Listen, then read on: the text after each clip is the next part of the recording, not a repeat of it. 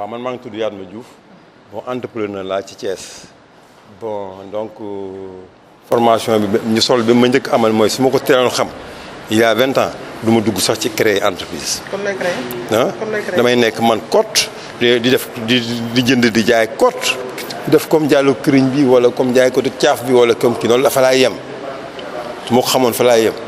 bon mais comme ni dugg naa ba pare nag. alors mbir boo xasee bu dugg ci ba agsi fi ba tollu fenn fi alors léegi li am ba des mooy nga jéem a xool li nga xamante ni mooy nekk parce que nit ñeneen a ngi fi di ko di ci tegu di ko fay peut-être xam ko moo tax ñu ko doon def ba pare nekk existe donc léegi man li ma permettre tey mooy li ma ci jàng ci ñetti fan yi c'est-à-dire que toll naa foo xamante ni tey presque juróomi at mu ngi nii maa ngi koy wër dem naa chambre de commerce dem naa CGA dem naa impôt wër naa ay nit dem naa ci ay cabinet mais liñ ma jàngal fii daal tey dafa mel ni tey rek dañ ma jëlee ci ndëndam dugal ma ci foo xamante ni xoola bon doo xam sax fu leeraay bi di jógee c'est illuminé je suis illuminé comme ni ko tubaab bi di waxee damaa leer naññ ba fi mu ne nii gëm naa ni xaw ma nag comme tey am xam nga état bi moom mooy loolu kenn mënu xeex moom te impôt moom bu la xasee ne fay ma 100 000 moom il faut nga fay ko xaw ma lii lu weesu sama gannaaw li mais li sama kanam c'est sûr que ni moom le 1er janvier 2018 ah ku ñëw ne ma kii kayitu impôt ma génne la lépp parce que j'ai essayé de faire jéem naa fay demoon naa duggoon naa mais xamoon naa li ma doon def dama ko doon def nii rek pour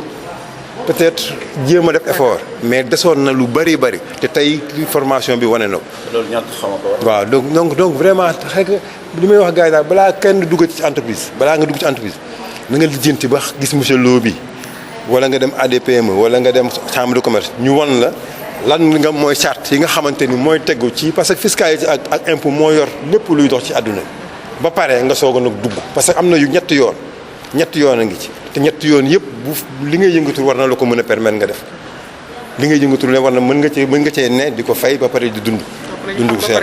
voilà mais na nga ko xam parce que am na solo trop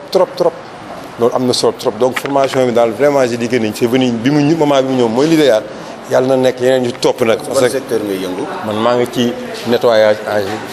laay def quoi mooy secteur principal d'activité mais yenn saa yi nag ma def affaire séeréer dugg fii génn dugg fii waaw. Docteur Mbaye Jean-Marie Diouf, secrétaire général de l'ADPME, agence de développement et d'encadrement des petites et moyennes entreprises. ay jigéen ñu bëri ndax tàggat leen ci lépp li jëm ci comptabilité. parce que ñu bëri ñu ngi yëngatu ci transformation ñii di jaay seen koñ ñii yore ay table et cetera te amuñu ay jumtukaay yi leen mën a tax ñu xam ñaata la ñuy dépenser ñaata la ñuy jaay seen bénéfice lan la te foog naa loolu lu am njëriñ la tey ci dundu entreprise. tey bi ñuy jébbal ñi fi nekkoon tey mu ngi jëm ci lépp li dem ci fiscalité maanaam lépp li dem ci l'impôt pour gën leen mën a yokk doole ak taxawaay. pour que ñu xam déjà lan mooy impôt pour que ñu xam ne tey impôt warul nekk ab yenn ba nga xamante ne entreprise yu ndaw yi dañ koy yenu di leen sonal ñu xam ne tey suñuy wax impôt wala fiscalité souvent ci bénéfice lay ñëw ci lañ koy tibbee wala ci revenu donc entreprise boo xamante ne am na bénéfice su 100 francs war na mën a jël ci 100 francs yooyu 25 wala 30% jébbalaat ko état ci la état di jëlaat tamit pour mën leen yokk parce que entreprise ñun structure yi ñu nekk comme ADPME ci budget état la ñuy dundee la nga xamante ne mooy environnement PME yi état mooy financé pour gën leen mën a dugal ci environnement bu baax lépp li jëm ci dundinu Sénégal tamit muy jëm ci santé ci éducation loolu ci fiscalité lay jóge donc tey au-delà de devoir boobu ñu contribuer ci dundinu askan bi ci dundinu réew mi jumtukaay la pour que nga xamante ne moo yore entreprise am parce que dina la mën a tax nga xam déjà ci création bi ban entreprise ngay créer est-ce que entreprise individuelle lay doon wala est-ce que SARL lay doon wala est-ce que société anonyme lay doon wala est-ce que GIE lay doon donc loolu dafay baax ñu xamal leen ko balaa sax ñuy créer seen entreprise ña nga xamante ne ñu ngi ci entreprise ñu nekk ci li ñuy wax fagalee wax Sénégal ci secteur informel te secteur informel boobu mooy pàcc bu gën a rëy soo jëlee téeméer secteur informel mi ngi nekk ci voilà 98%. donc loolu pàcc bu rëy la naka la ñuy def ba ñooñu ñu xam lan mooy fiscalité ñu xam ne seen intérêt nekkul ci nekk informel seen intérêt mooy ñu formaliser wu te jàpp ne impôt ak autorité fiscale yi seen partenaire la ñu te ñu jàpp ne tey su nekkee da nga bëgg a bénéficier wu ci commande publique maanaam marché yi nga xamante ne moom la état di def te xam nañ Sénégal marché yooyu am nañ doole te souvent Sénégal am na ñuy ñaxtu sax naan marché état yi ñiy jóge bitim réew lañ koy jox mais da loolu pour ñu mën a en tout cas gën a yokk suñu koom-koom bi faut que entreprise yi fi nekk xam ne tey soo bëggee état fay la soo bëggee liggéeyal état nga am ci en tout cas payin foog nga respecter fiscalité parce que su demee ba booba dinañ la laaj te quitus fiscal te état jël na ay orientation jàpp ne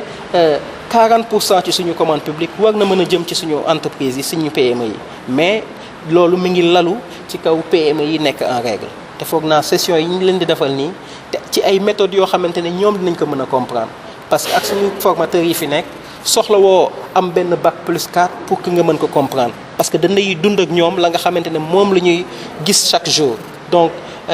moo tax tamit maa ngi gërëm suñu partenaires yi fi nekk muy formateurs yi mais aussi chambre de commerce de Thiès parce que formation bi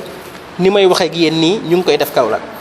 formation bi ñu ngi koy def Dakar donc ci Sénégal yëpp lañ koy def te du nekk seulement ci fiscalité donc fonction entreprise yëpp la ñuy tàggat ña nga xamante ne ñoo ciy yëngatu te duñu yem ci tàggat boobu parce que après formation bi suivi bi day am formateurs yi fi nekk seen mission tamit mooy ñu accompagner leen xool ndax la nga xamante ne jàngal nañ leen ko tey ñu ngi koy appliquer seen entreprise suñ ci amee jafe-jafe dañuy taxaw pour gën leen mën a yokk ndax ñu mën a appliquer en tout cas lépp lañ fi jàng. kon bu ma la déggee daal fiscalité bi dafay tax entreprise bi mën a gérer bu baax mën a gérer ay comptabilité ba mu leer lépp taxaw. loolu la outil de gestion la dafa bokk ci dundinu entreprise donc day yombal ka nga xamante ne mooy entreprise doxalinam dundam. parce que entreprise ci société lay dund ci souvent ci cadre économique ak social lay dund kon baax na mu nekk en norme par rapport à l'État mais baax na moom ci boppam tamit mu mën a gën a xam ne dépense bii su ma ko defee dañ koy dindi ci la nga xamante ne mooy sama li ñuy wax charge déductible dañ koy dindi pour mën a calculer sama impôt donc dina baax tey ñu xam naka la fiscalité tëddee et yan avantage la amel entreprise ñu fi tàggat tey parce que formation bu nekk 25 mooy objectif bi donc 25 entreprise lañ fi tàggat nombre bi dafa limité parce que dañ bëgg en tout cas ñëpp ñi ci participer mën a am jumtukaay yëpp et puis suivi bi lu am njëriñ la maa ngi ciy ñëwaat suivi bi lu am njëriñ la parce que duñu leen ñëw rek tàggat leen bàyyi leen ñu dem seen entreprise dañ leen di fekkaat seen biir entreprise jàppale leen su amee nekkee ne entreprise dafa am yeneen soxla produit ya nga xamante ne ADPME am na ko mu dem ci fonds mu dem ci yeneen outil tàggat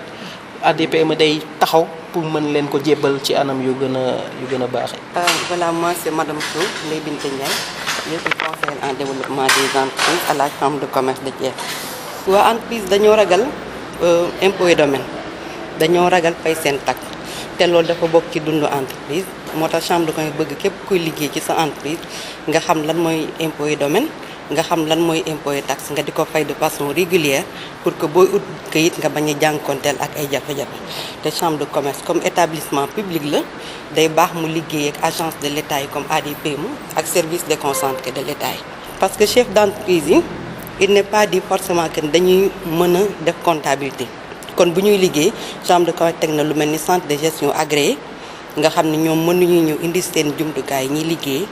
chambre de commerce di ko mën di dajale di leen calculer seen i impôts ñu di ko fay de façon régulière ci CGA bi nga xam moom lañ def biir chambre de commerce pour que état bi di mën a gis ñoom li ñuy liggéey ñuy fay seen i taxes régulièrement